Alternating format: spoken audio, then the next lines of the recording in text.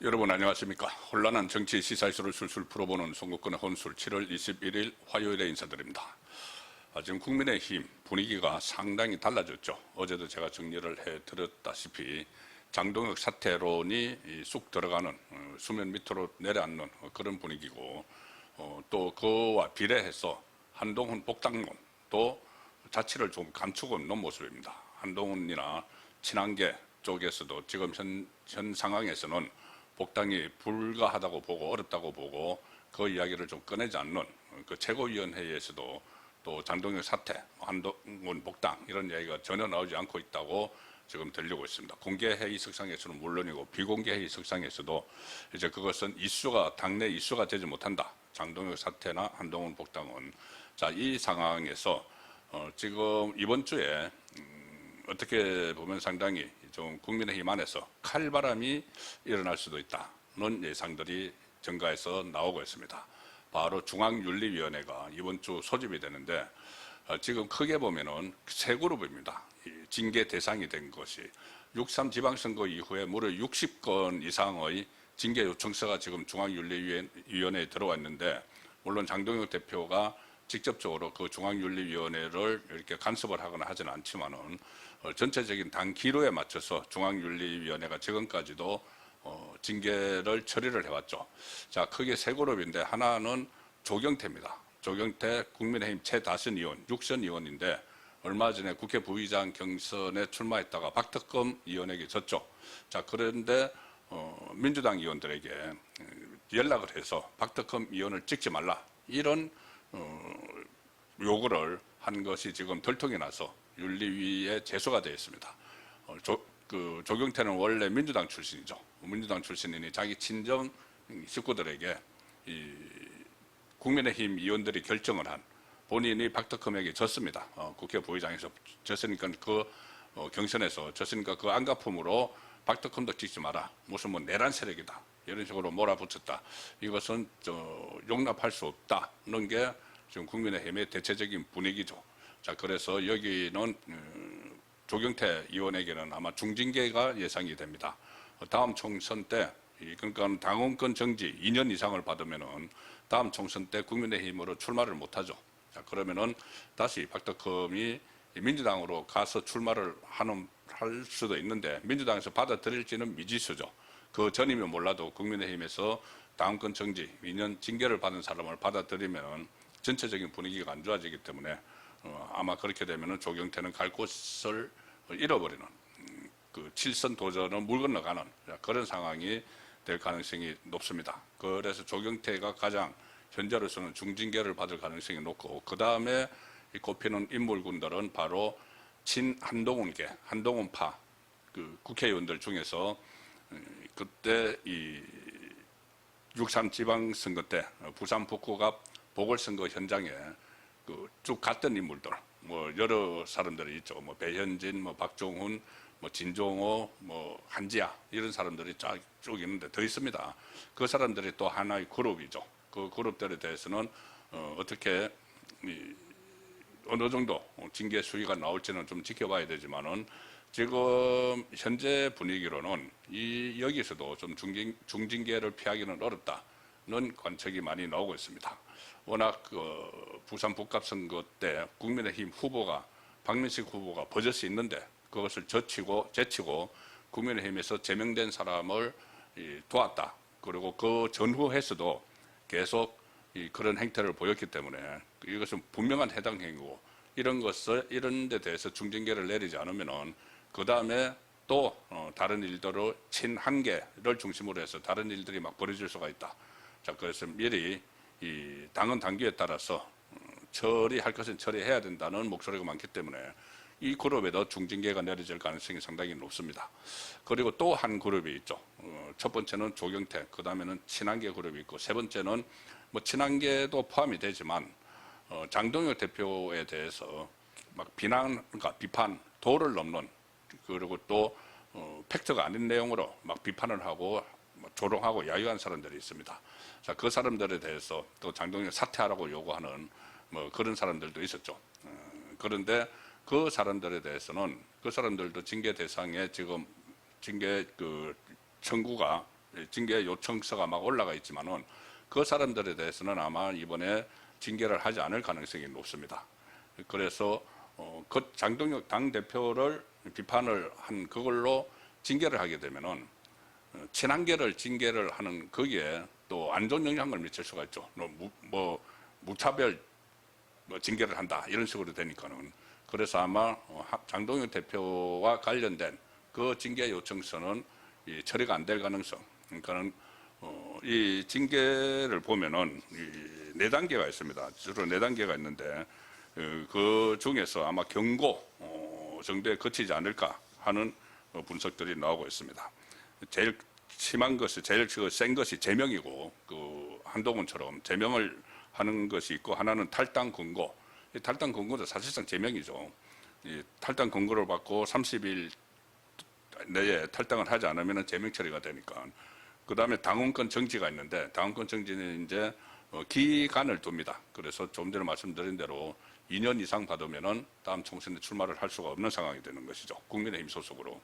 가장 약한 것이 경고인데 그래서 경고 정도 장동혁 대표를 공개 비판하면서 사퇴를 요구한 의원들도 제소가 됐는데 여기는 처음에 경고 정도는 나오지 않을까 나올 수 있다고 이렇게 내다봤는데 장동혁 대표가 어제 여기에 대해서는 선을 그었습니다. 어제 KBS 사사건건에 출연을 해서 자신에 대한 비판 행위까지 징계 대상으로 삼는다 이런 일각의 지적이 있었는데 거기에 대해서 장동혁 대표가 분명히 선을 그었습니다. 저에 대해 비판하는 사람을 징계하겠다는 말을 한 번도 한 적이 없다. 나를 비판하는 사람을 징계하겠다고 내가 말한 적은 없다.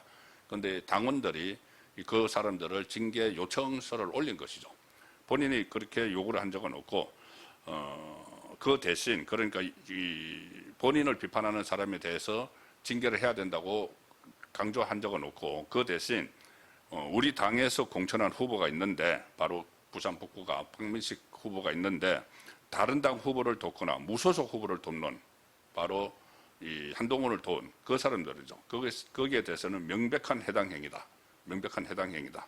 그래서 이 징계 필요성이 있다고 어제도 다시 강조를 했습니다. 친한계 가서 한동훈을 도운 사람들에 대해서 어제 KBS 사사건건에서는 또 이런 이야기도 했습니다.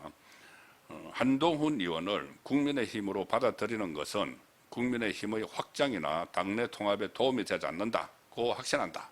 자, 그래서 일단 한동훈은 물론이고 친한계도 다 정리를 하는 그런 그 의지를 충분히 어제 밝혔습니다. 자, 그래서 일단 국민의힘에서 징계 전국이 이번 주 중에 펼쳐질 걸로 일단 예상이 됩니다. 국민의힘 중앙윤리위원회가 이번 주에 그 회의를 열기 위해서 지금 일정을 조율하고 있다. 그 내용이 나오고 있고 이번 주에 회의가 열리면은 징계 절차 개시를 일단 의결을 해서 본격적으로 징계 수위나 대상이나 이런 것을 검토를 하기 시작을 하는 것이죠. 지난 6일에 회의를 한번 했는데 윤리에서 그때 60건 정도의 징계 안건을 심의를 했습니다. 그중에서 이제 좀 추려내고 하는 작업이 그동안 있었겠죠.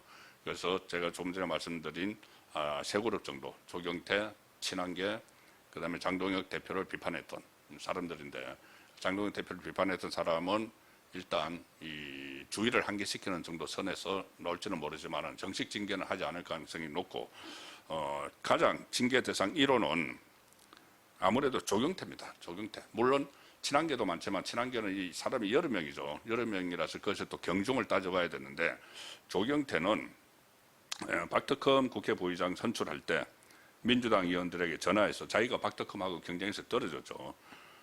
내란 옹호 세력이 부의장직에 앉으면 안 된다 이런 말을 하면서 낙선을 독려했다. 그래서 윤리위에 제소가 된 상황이고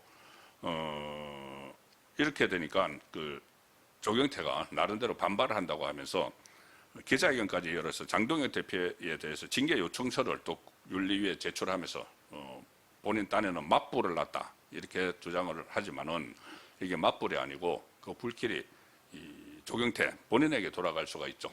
일종의 그 가중처벌 요건이 되는 겁니다. 당대표를 엄해했다 이렇게 되니까 그래서 결국 지금 현재로서는 가장 이 당권 정지 2년 이상을 받을 수 있는 가장 유력한 사람은 1호는 바로 조경태입니다. 조경태는 국힘에서 국힘 소속으로 지금 본인의 지역구가 부산 사하을인데 거기에서 재출마할 수 있는 길은 봉쇄될 가능성이 높습니다. 자, 그렇다고 뭐 민주당에서 받아들이지도 않을 걸로 지금 현재로서는 예상이 되고, 이 조경태가 1호라면은 2호가 바로 이 부산 북갑에 무소속으로 출마한 한동훈을 지원하러 갔던 사람들, 그리고 그 사람들은 이렇게 여러 사람들 상당히 많습니다. 친한계가 꽤 지금 올라가 있는 사람들이 많은데, 그런데 이번에 이 윤리위가 징계 요건을 좀 엄밀히 따져야 되는 상황이 됐습니다. 왜냐하면 그 전에 친한계 배현진, 김종혁에 대한 징계 결정이 내려졌는데 법원이 가처분 심사를 해서 뒤집어 버렸죠. 그래서 물론 이게 본안은 아직까지 결과가 나오지 않았지만 가처분에서 뒤집어져서 그때 배현진이 그렇게 뭐 서울시당 위원장 자리를 지키면서 북한 지방선거 때 전행을 했다, 그런 말까지 나왔기 때문에 그 부분도 다시 또 징계 대상이 될 수가 있습니다. 어쨌든 법원 가처분 심사를 통해서 뒤집어진 사례가 있기 때문에 이번에는 윤리위원들 중에서 한 명을 추가로 배치를 했습니다. 법조인 출신을 추가 배치해서 7명으로 만들었습니다. 그래서 법적인 제명, 그러니까 징계 요건을 엄밀히 따지겠다는 의지가 들어가 있는 것이죠. 그래서 7명의 윤리위원이 이번 주 중에 회의를 열어서 이제 징계를 시작을 하는 그런 상황이 되기 때문에, 특히 장동혁 대표가 어떻게 보면 이제 칼을 갈았다, 이렇게도 볼 수가 있죠. 어제도 방송에서 분명히 한동훈을 도운 사람들을 징계를 해야 되고, 그리고 한동훈 복당은 절대 안 된다는 말을 다시 강조를 했기 때문에 조경태의 중징계는 거의 뭐 확실한 상황이고, 친한계에 대해서는 이게 선별을 좀 할 수도 있다는 생각도 듭니다. 거기 얼마나 적극적으로 부산 북갑에 가서 지원을 했고, 또 그 사람들 중에 장동혁 대표에 대해서 원색적인 비난을 막 늘어놓은 사람들도 있죠. 가령 배현진 같은 그런 사람들은 아마 중징계 가능성이 더 높지 않느냐. 그래서 당원권 정지 2년 이상을 받으면은 국민의힘에서 사실상 퇴출되는 수순이 되기 때문에 이번 주 윤리위의 결정을 지켜봐야 될 것 같습니다. 물론 뭐 결론이 이번 주에 나오지 않을 수도 있고, 이제 시작을 하니까는 조금 늦춰질 수도 있지만은 어쨌든 징계 전국, 국민의힘 안에서 징계 전국은 조만간 시작이 된다고 봐야 됩니다. 예, 오늘 저녁 8시 라이브 송권의 정치 수 시간에 또 변화된 내용이 있으면은 전해드리도록 하겠습니다. 감사합니다.